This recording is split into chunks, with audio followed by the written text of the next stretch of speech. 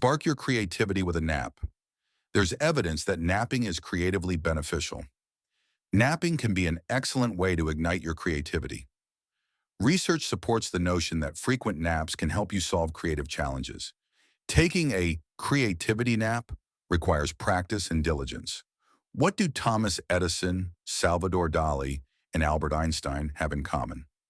Aside from the fact that they are all recognized as some of the most creative individuals in history, they also share a unique predilection. They all took daytime naps. On the surface, we might think there is little correlation between napping and creativity, but some recent research seems to contradict that assumption. If you're looking for a eureka moment or for inspiration to strike, you might want to consider taking a snooze.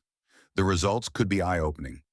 What the research says: one research study noted that most of us have a short stretch of insight and creativity just as we begin to drift into sleep. This is a phase known as non-rapid eye movement, the N1 state, that hazy time we all experience just before we enter deep sleep. The researchers suggested that this stage is when we often generate novel or innovative ideas. The study, conducted at the Paris Brain Institute, provided each of 103 participants with a series of mathematical problems. Frustrated by their inability to solve the problems, individuals were then offered a 20-minute rest period with an invitation to take a short nap. After this break, the participants were reintroduced to the problems. The results demonstrated that those who had slipped into the N1 state were nearly 3 times more likely to solve the math problems than others who declined the opportunity to take a nap. The researchers concluded that most people have a creative window just before they fall into a deep sleep.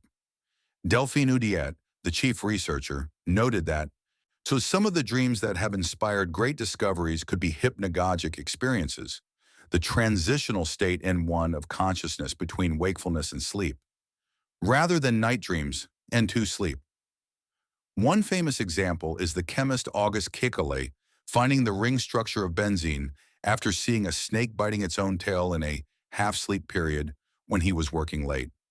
Researchers from MIT and Harvard Medical School subsequently demonstrated that the time between wakefulness and sleepiness is a particularly fertile time for creativity.